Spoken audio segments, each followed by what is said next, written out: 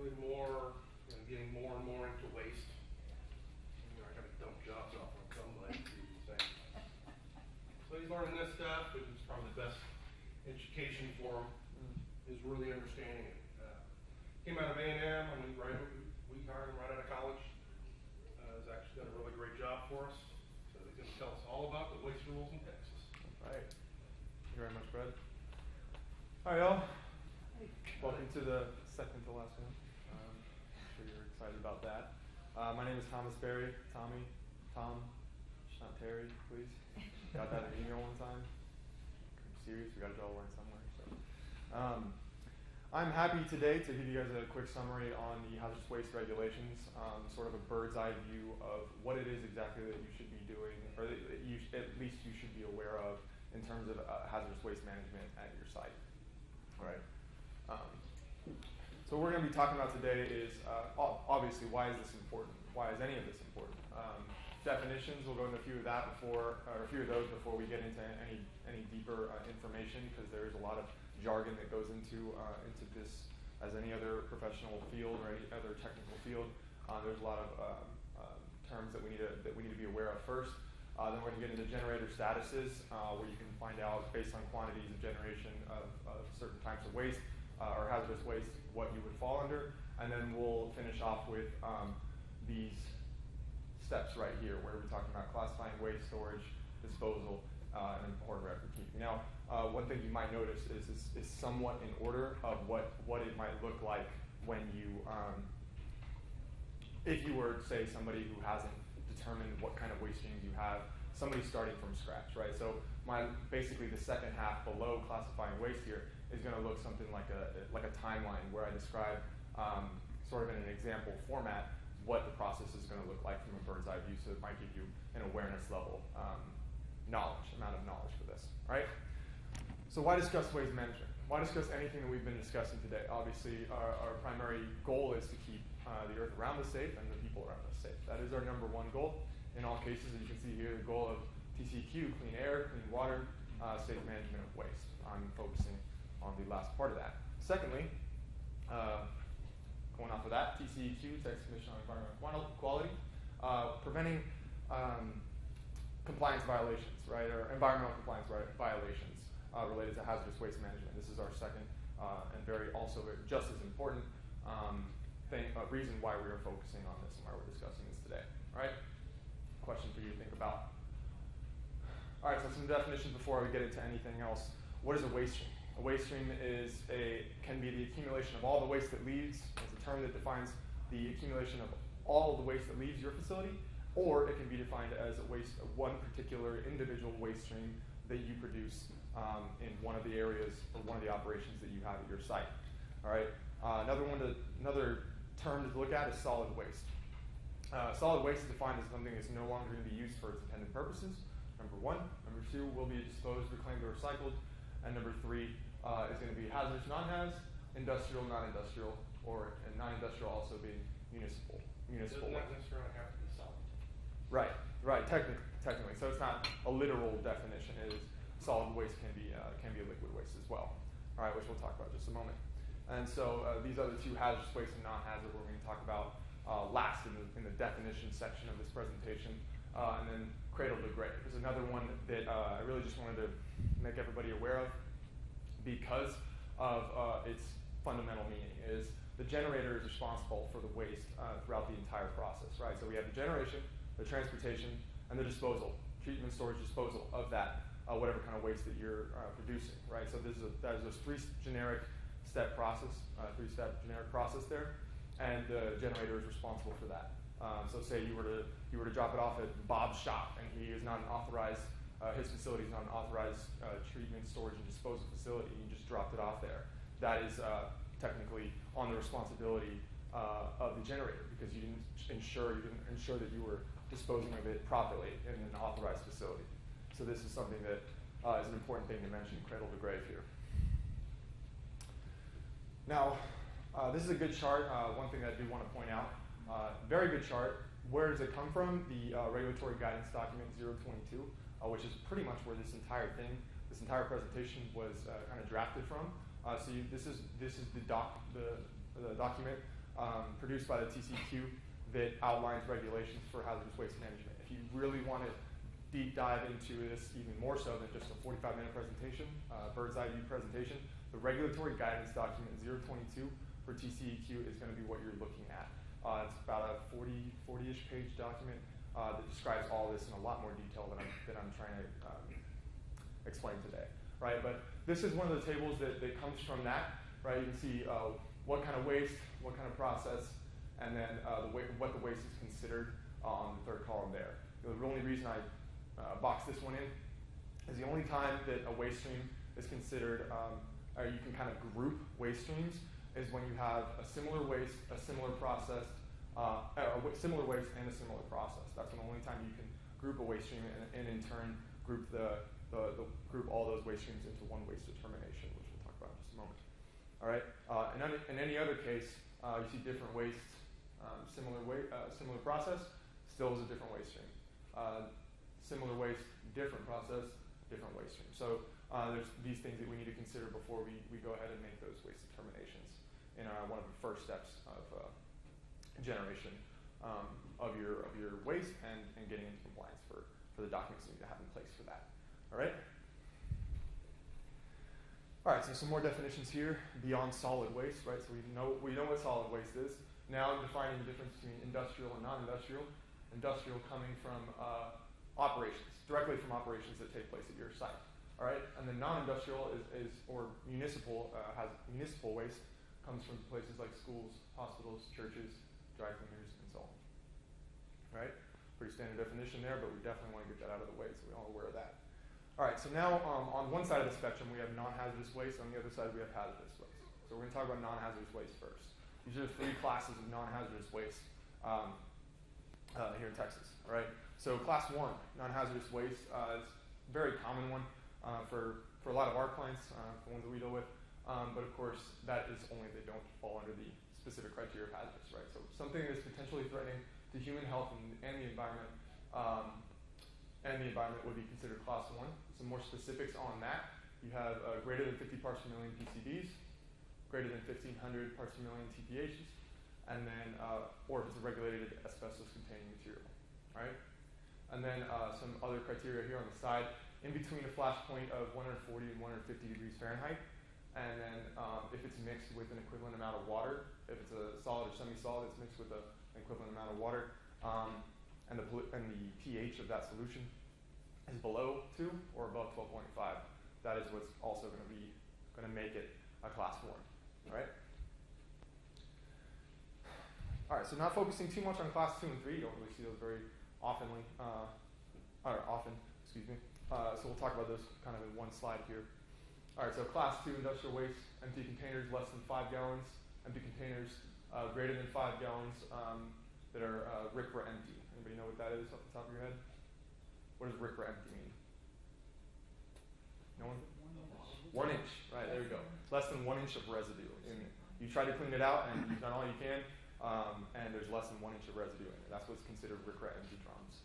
All right, in terms of the technical definition. All right, waste contaminated with less than 50 parts per million PCBs. I'm supposed to say PCBs, excuse me. Waste contaminated with less than 150 parts per million TPHs, and then liquid flash point above 150 degrees Fahrenheit. So that's class 2. And then class 3, your main 3 category or criteria for being a class 3 non-hazardous waste are going to be these 3 at the top: chemically inert, cannot be liquid, and does not decompose. Right? So some exemptions here. Right? So if it's non-hazardous and it's not an industrial waste, it is going to be exempt from a lot of what we're dealing with here in terms of documentation, in terms of being included in generation and all this kind of stuff.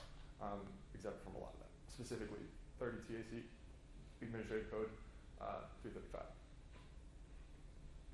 All right, so a little bit about universal waste. You see these on the screen. Anybody have these on site? Pretty common things, right? We all have these on site. Everybody has these on site. In Texas, paint being included in that list, right, for universal waste. And what's so special about universal waste is that this is not counted toward your hazardous waste generation or generator status. Excuse me. In a small quantity universal waste, you accumulate less than 5,000 kilograms of waste at any time. Large quantity, greater than 5,000 kilograms of waste at any time. Right? And then for your general requirements for your universal waste program, is going to be these four right here. Okay?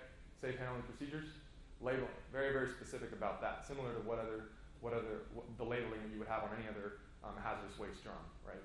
You would have the ID, in this case, universal waste, what it is, and then the accumulation start date. That is what you want to have on that drum, or whatever kind of container you have it. Okay? And then training specific, these are the specific requirements for that. And then record keeping, minimum of 3 years. All right? We good there? Okay. How long do you have to get rid of your waste if it's universal? If it's universal, change to the end of the calendar year, good. This one? For your large quantity generated? Or large quantity in this part of the waste, universal waste program. All right, hazardous waste versus non-hazardous waste. So we already kind of talked about this side of things, this side of the spectrum here. So we'll focus now on the listed and characteristic part of the hazardous waste, which we all really want to know about, right? So first we'll talk about characteristically hazardous waste. These are the criteria that would, if it's not under one of those lists, it would be would make it characteristically hazardous. All right, so these, in the parentheses here, you'll see the EPA code, the EPA hazardous waste code that you would actually see on the manifest, which we'll talk about towards the end of the presentation. But first of all, we'll talk about ignitability. So your main point there is going to be a flash point of less than 140 degrees Fahrenheit, among other things, right here. Corrosivity, less than 2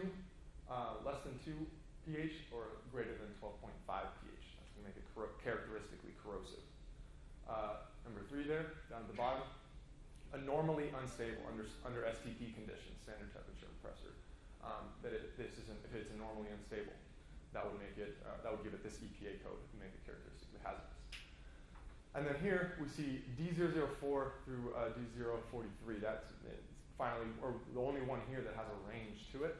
The only reason being is because it is a very specific list of a bunch of different chemicals with certain concentration limits that are set to them.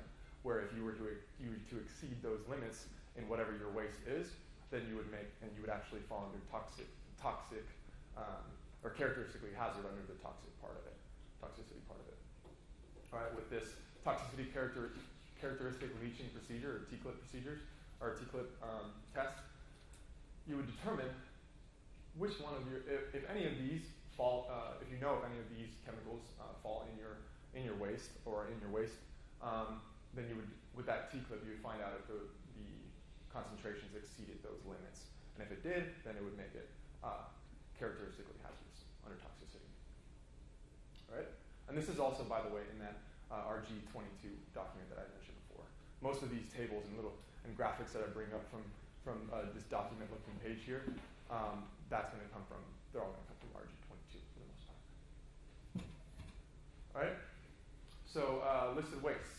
Now that we talked about characteristics, we have F, K, P, and U lists.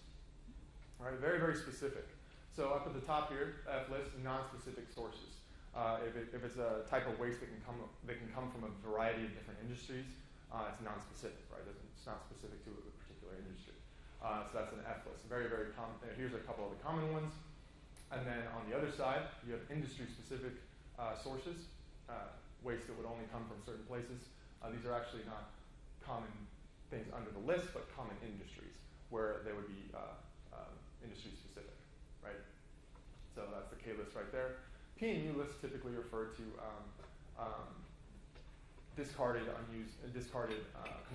commercial products. The only difference between P list and U list is going to be that the P list is acutely hazardous off-spec chemicals, and the U list is going to be toxically hazardous off-spec chemicals. Right? These are very, very specific lists. You can easily go look them up just by searching the list there, or by one of these standard references here. But these are very, very specific lists. So you would just go based on process knowledge and knowing what it is that you have in the chemical waste that you're trying to manage. You would go go look at these lists and see if your chemical falls under that, or if your waste would fall under that. All right, so now we've taken care of the hazardous side of things. This is the big two, right, as I'll say moving forward. But we've taken care of both of these sides, defining those. So now let's jump into generator statuses. If you don't already know these, or if you don't already know your generator statuses, a very good thing to pay attention to, okay? So you have conditionally exempt small quantity generators, or sesquigs, I'm going to call it from now on, because it's extremely annoying. I keep saying that over and over. So your sesquig is going to be less than 220 pounds of hazardous waste per month, and less than 2.2 pounds of acutely hazardous waste per month. And then more than 220 pounds of class 1 non-haz, right? So that's the generic criteria that would make you fall under this particular generator status, right? But some other requirements, if you were to happen to fall under that, a lot of this stuff here, right? So hazardous waste determinations and waste classifications, right? Do not accumulate more than 2,200 pounds at any given time throughout the year. Dispose of your waste at an authorized disposal facility. So whether you're the smallest sesquig or large quantity generator, it doesn't matter. You have to make sure that you're disposing of it at an authorized facility, right? And then a couple more requirements down here at the bottom, based primarily on documentation for a sesquig facility that disposes of more than 220 pounds of non-haz class 1, all right? And that includes your solid waste registration. These are the TCU, the technical terms for the form itself. You got your solid waste registration, annual waste summary, and notice of registration. Those are going to be the three things that would fall under, or that you would document if you were a sesquig that produced more than 220 pounds of class 1. All right? You'd maintain the following: monthly waste generation records to prove that you are sesquig still, right? You would have bills of lading showing that you're disposing of, showing your facility disposed of waste at an authorized facility, and waste determination showing the classifications of your waste streams, of your individual waste streams. Like I remember, if y'all remember from the first table that I showed you, where you have different waste stream or different waste with a similar process, still a different waste stream. So you'd have different, the different waste determinations for those. Those would be two separate waste streams, right? Okay, small quantity generator. This one is now in a range. Sesquig was below 220 pounds of hazardous waste per month, and now we have small quantity generator where you're in between 220 pounds and 2,200 pounds of hazardous waste per month, right? And then up to the same thing, similarly to sesquig, up to 2.2 pounds of acutely hazardous waste per month, right? So this is the only thing that changed so far. All right, small quantity generator. You have so on top. One thing that I do have to point out is that in terms of every time you reach a new level, right? Say you were a sesquig, now you've triggered. Now you're a small quantity generator, and or you were a small quantity generator, you've triggered. Now you're a large quantity generator. Whatever the case is, the small quantity generator has to abide by all the sesquig requirements, and then this one specific to their own. Okay, so this is actually, I may not have listed some of the things that I have listed in sesquig, but that we have to assume that you're gonna comply with all those at least, and then this is the extra ones that we have to comply with if you were a small quantity or an SQG. Okay, so small quantity generator, you have uniform hazardous waste managements for hazardous waste in class 1. You put those on there as well. Annual waste summary for hazardous waste in class 1, and then you'd have notice of registration to reflect your active waste streams, and your LDRs, or your land disposal restrictions, which would show that your hazardous waste is going to be properly treated by an authorized facility. Okay. We'll take a second to finish writing that one down. It's a lot. I believe are we going to give these presentations out? Yeah. All right, so these presentations are going to be available afterwards if you want to come reference back to it. Okay, I'll give you a few more seconds here to finish that off.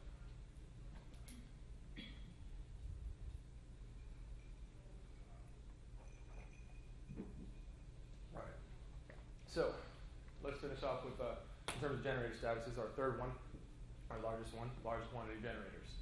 Okay, so this, both of these main criteria have now changed. Now your large quantity generator, if you're over 2,200 pounds of hazardous waste per month, and over 2.2 pounds of acutely hazardous waste per month.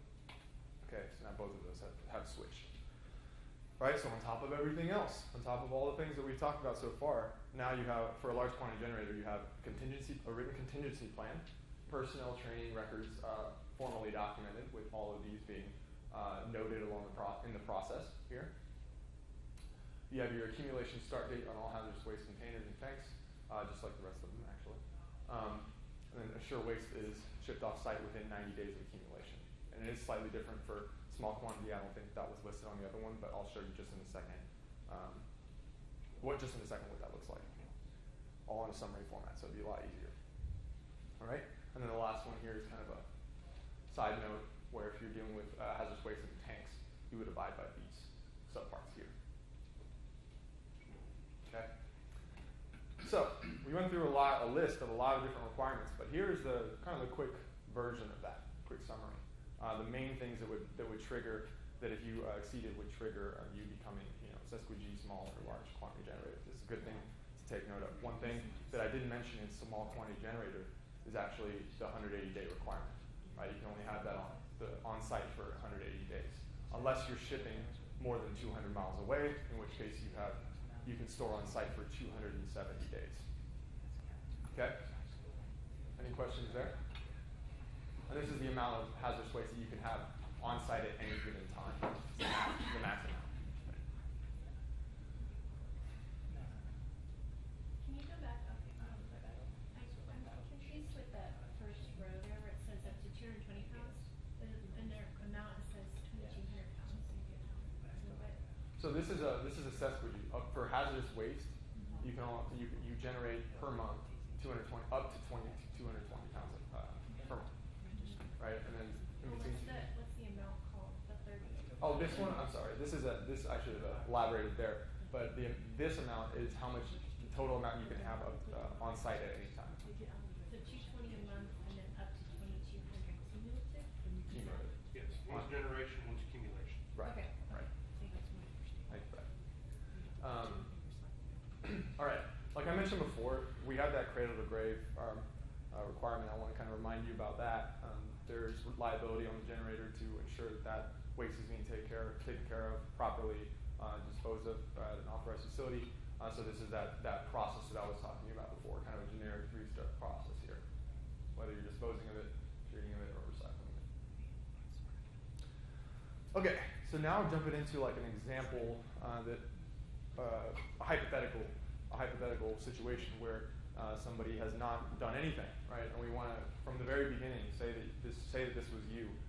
So we're going to go with a small quantity generator example. I figured that would be the closest one to all of you.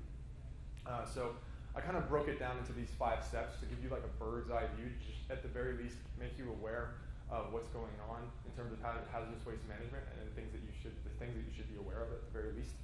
There's only 45 minutes. There's only so much time to discuss all this stuff. There's hours and hours upon end of training that really goes into all of this and managing and actually being a qualified person on your site to manage all these things. So here's kind of a quick bird's eye view of it. All right. Step 1, generation. Step 2, waste determinations.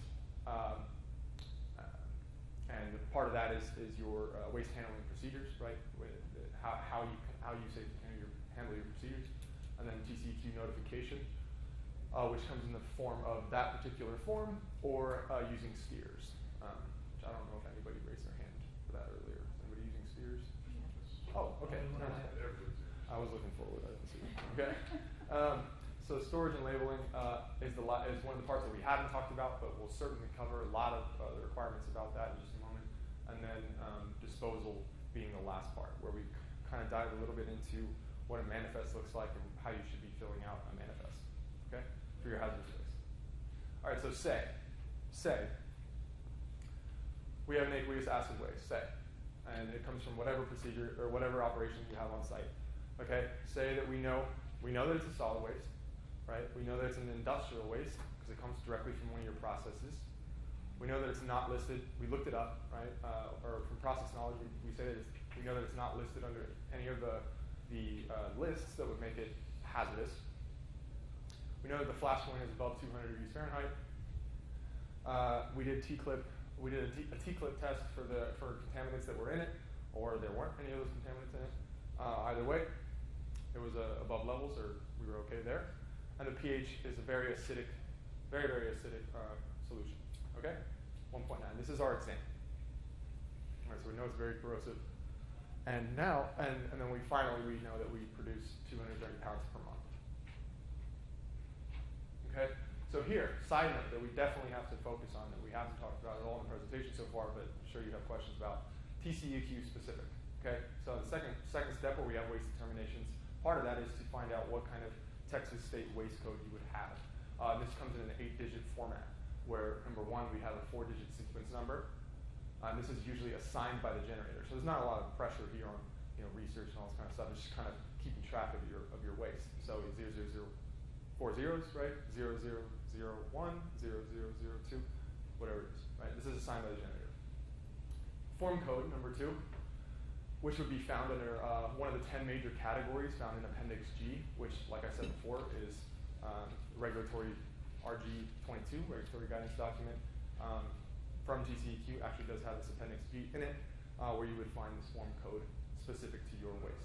Okay, and then finally the 1-digit classification code. So if it's non-haz, you got your 3 classes there. The last digit would be 1, 2, or 3, and then if it's hazardous in any way, if it's listed or if it's characteristically hazardous, you put an H at the end. All right, and this is what you would see on the manifest in it's column 13. It's column 13. Where you would have the EPA code as well, if it did have an EPA code. Okay. All right, so those 10 major categories, like I said before, this is a screenshot of the Appendix G that I was telling you about. You got your 10 major categories, things like lab packs, inorganic liquids, organic liquids, and so on. Plenty of other ones here, including plant trash, by the way. So be aware that that is a waste stream, right? And that should be documented. And actually, incidentally, I do have our form code listed right there. Acidic waste, acidic aqueous waste. So our form code is going to be 105. So from process knowledge and analytical testing, we know about our chemical, right? We know everything in terms of finding out if it's hazardous characteristically or listed. From process knowledge and analytical testing, we know this. We know that we're a small quantity generator because we fall into that range there, 220 to 2,200 pounds of hazardous waste per month. We know it's a hazardous waste because it's below the limit for corrosive or for corrosivity, below 2 there. So we know that. And now, based off all of that, we have source code here that we've assigned. We have that 105 for aqueous acid waste, and the hazard code is H. So this is what our Texas waste code would be in the very end. And this is what you'd actually put in that column 13 that I mentioned earlier on the manifest, on the Uniform Hazardous Waste manifest. All right? So that's it on the second step in terms of waste determinations, waste classification. Okay? Now, third step, notifying TCEQ of waste within 90 days within 90 days. Notice of registration. And this is your NOR. This is what you would use to do so. Right? It's either going to come in the form of a TCEQ form quadruple 02 or steers. Side note, if you are a large quantity generator, you have to use steers. Absolutely have to use steers. Yeah, that's where the Texas waste code is what you're going to put in as your NOR. Your code. Okay, so that was step number 3. Step number 4 for our aqueous acid waste is figuring out how do we store this thing. How do we store this stuff on our site, right? We know we're small quantity generator.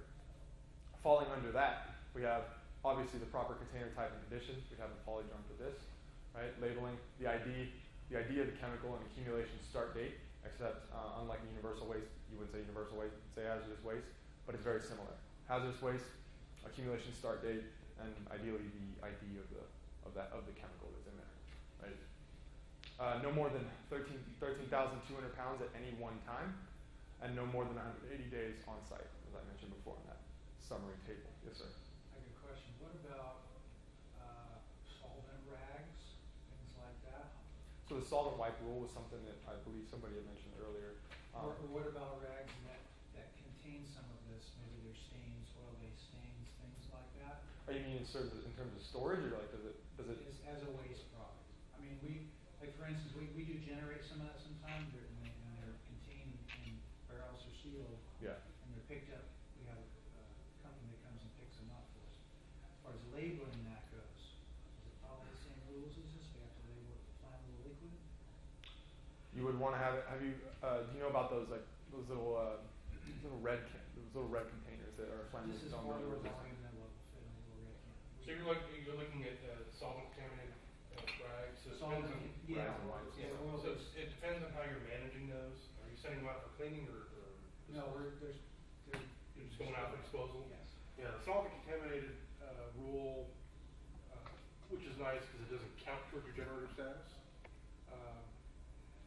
I don't know off the top of my head how you have to label it, but it's very similar. I think it's solvent contaminated rags. Same thing, accumulation start dates. The rule's almost always the same. You can't go wrong. Labeling. It Can't just go wrong. depends on what the term So is. per barrel, there may be different products in there, but Right. when you start a new barrel, you're gonna write that date. When you close up the barrel, you're gonna write that date, is that what you're It's saying? the moment that you start putting in there. The first drop, the first rag, whatever it is. Okay. First. That's the date that it starts on. Yeah, I've got to relook at the solvent contaminant waste is a little weird where universal waste, yes, the first drop goes in, that's when you start your clock versus hazardous waste, when you move it from your satellite to your accumulation, that's when your start dates I begin. gotcha. And is there a certain amount of time, like a maximum allowable time for that? Sit there? I don't know off the top of my head, it's been a while since I've looked at that rule. Okay. And that's just for solvent, so you said Solvent. some of it has oil, so that, Yeah, like. That was under the used oil program. yeah, so that's separate, That's a separate waste stream. So continuing on about storage and labeling here, each of these being identified, some of them being reiterated. Containers that are deteriorating must not be used. So it's kind of like you sending off a poly drum with its, with the top of it severely kind of coming up, right, where it looks like it's being pressurized or there's pressurization inside of it. That might be something that would make it defective, or that might have it bounce back from the TSD facility, for example. So in any case, you want to make sure that the container is not deteriorating, that it's in good condition. If it's not, then you're going to go ahead and transfer it into one that is in good condition. Containers used to store hazardous waste must be lined with materials that aren't going to react to the waste inside of it, right? And of course, incompatible waste and materials must not be placed in the same container. So these are just a few of the very specific regulations that go into storage and labeling on site. But the main ones, very low-hanging fruit one is going to be the labeling. So this aspect right here is going to be a low-hanging fruit for any inspector. So this is what you want to do first. All right, so storage and labeling. We had mentioned earlier, there was some talk earlier about secondary containment. So when it comes to secondary containment for hazardous waste, you have basically these two options here. Contain it in the 10% of the volume of the container or the volume of the largest container, whichever is greater. So a lot of times you need this one right here. Large container. All right, so it can be something like that, or it can be it built into the facility itself, right? But whatever you can work with to contain that, to contain the possible spill that could take place. Satellite accumulation areas, right? We have our central accumulation areas where most of our hazardous waste is stored, but maybe we have some areas where next to the operator where we have some containers where we can have some waste being put in there instead of having every single time go back to the CAA and store it in there. So you'll have these satellite accumulation areas. It has to be close in the control of the operator, near the point of generation, closed when not in use, big one. Hazardous waste and type of waste, similar to the whole labeling. So that labeling requirement, kind of across the board, very similar here as well. Up to 55 gallons of hazardous waste in an SAA at any given time, right? And 1 quart of acutely hazardous waste. So it's going to look something like this. Obviously, for our very corrosive acid, this is, it's not going to be a metal one, but is going to look something like this, where you'd have your secondary containment, you'd have your drums, and then you'd have your signage there showing that it's a satellite accumulation area, and you have caution and stuff like that. All right, so step number 5. Everybody worked with one of these before? Super fun stuff. So we have a uniform hazardous waste manifest that, in this case, for our aqueous acid waste we would be using.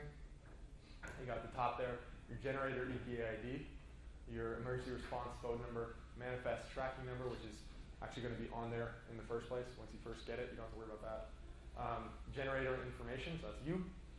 Transporter company name and EPA number. It's going to be filled out by the driver at the time of whether it's probably not going to be filled out if the treatment and storage disposal facility is also the transporter. But if it's a third-party transporter, then that driver would fill out their information and their EPA ID number right there.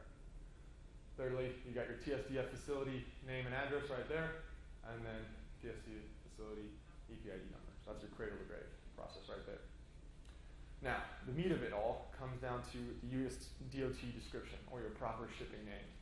What your aqueous acid waste is actually going to be called in this particular box. And then here next to it, number of containers, container type, in our case DF, representing polydrum. And actually on the back of these manifests, there's a whole table, a legend, that actually shows you what each acronym stands for, and what kind of container that acronym stands for. So you can actually look on the backside of the manifest for that, if y'all didn't know that. And then column number 11 and 12, it's quantity and unit. For our case, we say we're shipping out half a drum of aqueous acid waste, about 230 pounds, maybe a little bit more than that. So you put the quantity here, 230, and you put pounds right there in column number 12. And like I mentioned before, I actually don't have it pointed out in here. I didn't really have a lot of room to work with. But that Texas waste code that we made together, that goes here in this column. Okay? Along with your EPA code, your EPA code for whatever characteristic it makes it hazardous, right? So in our case, navigability was D001, corrosivity was D002. So D002 would also be right there next to your Texas hazardous waste, or your Texas waste code. Okay? All right, so another good resource to use, this is actually not in the RG22 document that I mentioned before. This is the DOT hazardous materials table. So DOT regulates the whole transportation part of it, as we know. But this hazardous material table helps you make that proper shipping name that I told you was the meat of that manifest. Okay, so firstly we have the UN number, which is going to be on in this first column. So our aqueous acid waste, in our case, hydrochloric acid, made a very, very acidic hydrochloric acid solution for us. Not actually listed on here, but this is the table remains the same nonetheless, the format does. So you have column number 1, UN. Your name and description is going to be under column number 2 there, waste hydrochloric acid solution. And side note, all these things are going to be separated by columns, or by commas, excuse me. So you'll see that there. This number here representing your class, or your hazard class. In our case, corrosivity as number 8. And then your packing group is going to be under column number 5 right there.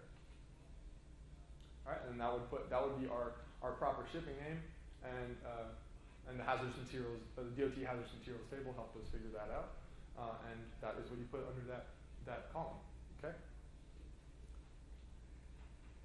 Now, one final thing to point out is going to be how you handle your chemicals. I just want to remind everybody, in any case, no matter what kind of generator status you have, if you're dealing with hazardous chemicals, make sure you have you and your team who are dealing with the disposal, the management and disposal of those hazardous waste drums or whatever container it is, that you're wearing the proper PPE that matches the chemical, right? Especially gloves, right? You're dealing with a lot of these cases, and a lot of these cases we're actually manhandling these drums, trying to get them onto the truck or the trailer, and you want to make sure that you're protected from the chemical directly, dermally, right?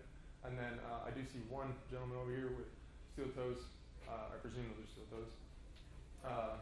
with a 230, even if it's just 230 pounds, halfway filled, that thing will still hurt your toes if it falls on you, right? So, and safety glasses, and when you're dealing with acutely hazardous waste, you might have to wear respiratory protection, right? Which comes down to OSHA, and it's a whole another fun conversation, right? So that is all Armenian is.